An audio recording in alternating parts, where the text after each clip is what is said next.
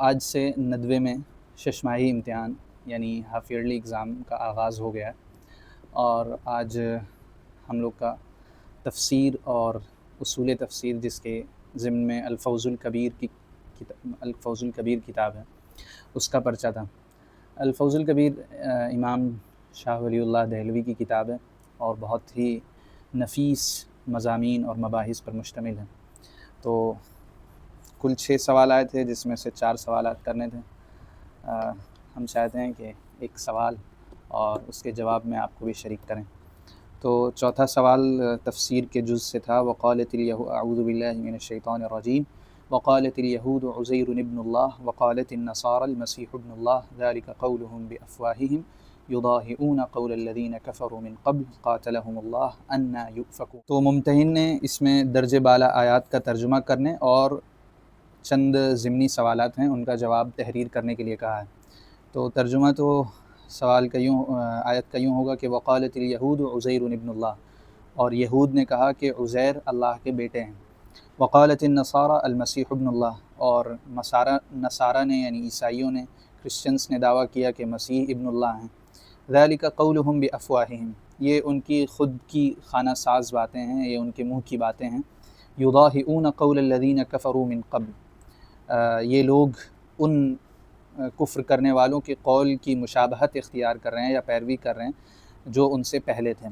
قاتلہم اللہ، اللہ انہیں غارت کرے، انا یؤفکون، یہ کہاں پھیرے جاتے ہیں۔ اب جو نیچے سوالات ہیں، وہ جو ضمنی سوالات ہیں وہ یہ ہیں۔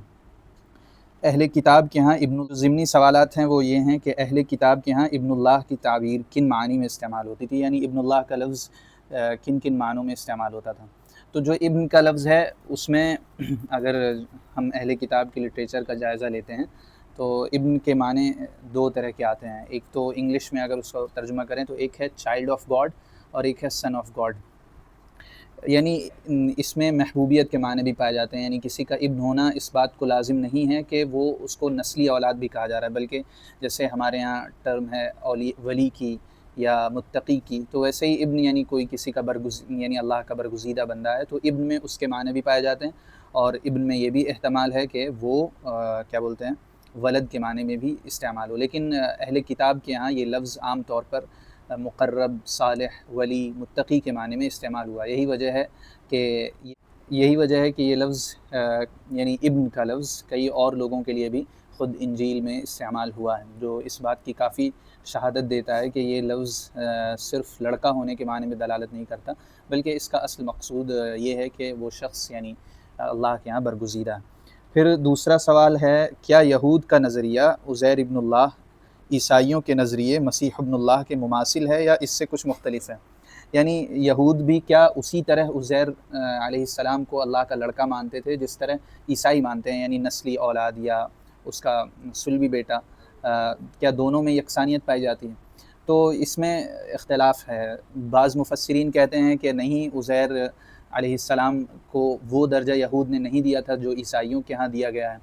اور ان کی دلیل یہ ہے کہ اگر واقعتاً ایسا ہوتا کہ انہوں نے اسی طرح اگر ایسا واقعتاً ہوا ہوتا کہ یعنی انہوں نے عزیر علیہ السلام کو اسی طرح اللہ کا لڑکا مانا ہوتا جس طرح عیسائیوں نے مانا ہے، تو پھر قرآن نے جہاں یہود کی بہت سی قبیح صفات بیان کی ہیں اور بڑے گرجدار انداز میں اور بڑی سخت اسلوب میں بیان کی ہیں، تو وہاں پر اس کو 1-2 دفعہ تو مزید ذکر ہونا چاہیے تھا، کیونکہ یہ ایک ایسی بات ہے کہ جس پر قرآن بہت زیادہ سخت اسلوب اختیار کرتا ہے، جیسا کہ عیسائیوں کے بارے میں اللہ نے کہا تکاد السماوات یتفطرن منہ وتنشق الارض وتخر الجبال ہدا، کہ یہ ایسا قول ہے کہ اس کو سن کے یعنی آسمان ریزہ ریزہ ہو جائے اور زمین پاش پاش ہو جائے۔ تو اگر یہ واقعتاً یہود بھی اسی طرح عزیر کو مان رہے ہوتے تو اس کا کہیں اور تذکرہ ہونا چاہیے تھا۔ پھر یہود کے لٹریچر میں بھی کوئی ایسی ہمیں تاریخ نہیں ملتی ہے یا کوئی ایسا واقعہ نہیں ملتا ہے جہاں پر یہ بتایا گیا ہو کہ انہوں نے عزیر علیہ السلام کو اسی طرح اللہ کا لڑکا کہا ہو جیسا کہ حضرت عیسیٰ علیہ السلام کو کہا گیا۔ اور پھر اس کے بعد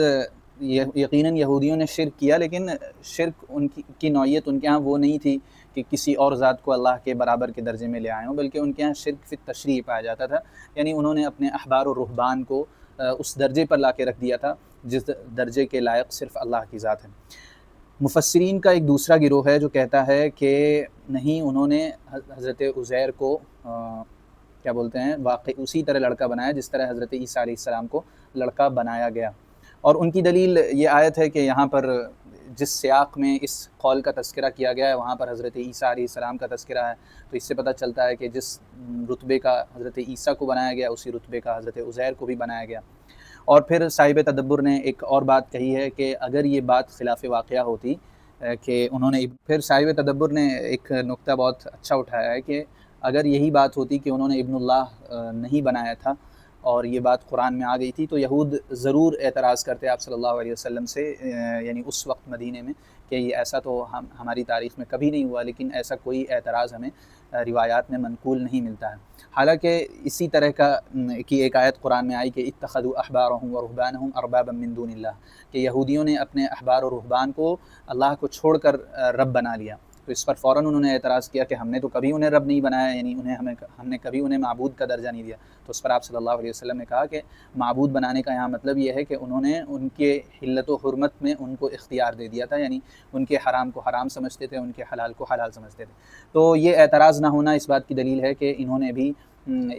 حضرت عزیر کو اسی طرح ابن اللہ بنایا تھا جس طرح حضرت عیسیٰ کو بنایا گیا۔ اگرچہ وہ بہت کم تعداد میں لوگ رہے ہوں یا اس کی تاریخ میں کوئی شہادت نہیں ملتی ہے، لیکن سیاق و سباق سے اور خود اس نقطے کی وجہ سے ایسا لگتا ہے کہ انہوں نے حضرت عزیر کو اسی درجے پر رکھا تھا۔ پھر اگلا سوال ہے یضاہئون قول الذین کفروا من قبل کی مراد واضح کریں، یعنی اس میں جو کہا جا رہا ہے کہ وہ انہوں نے اپنے سے ما قبل کے کفار کی مشابہت اختیار کی، تو اس سے کون مراد ہیں؟ تو اس پر تفسیر ماجدی میں بہت اچھا نقل کیا گیا ہے کہ اور خود ہمارے استاد محترم نے وضاحت کی تھی کہ دراصل عیسائیوں میں جو تثلیث کا عقیدہ ہے یا اسی طرح ان کے ہاں جو توحید متاثر ہوئی ہے وہ اس وقت ہوئی ہے جب عیسائیوں کا اختلاط یونانیوں سے اور مغرب میں رہنے والی مشرق قوموں سے ہوا ہے۔ اس کے بعد ان کے عقیدہ توحید میں بگاڑ اور فساد آنا شروع ہوا ہے۔ تو کفروا من قبل سے دراصل وہی پرانی مشرکین کی قومیں ہیں جن کے ہاں حلول کا عقیدہ تھا، جن کے دیومالائی لٹریچر میں یعنی یہ شرک وغیرہ کی چیزیں تھیں۔ تو جب وہاں پر عیسائی یعنی بعد کے لوگ پہنچے تو اپنے مذہب کو مقبول بنانے کے لیے یا اسے اس فلسفے میں ڈھالنے کے لیے جس فلسفے سے اکثر لوگ مرعوب ہوئے ہیں، انہوں نے وہ چیزیں داخل کیں اور سینٹ پال نے پھر وہ سب کچھ کیا جو آج ہم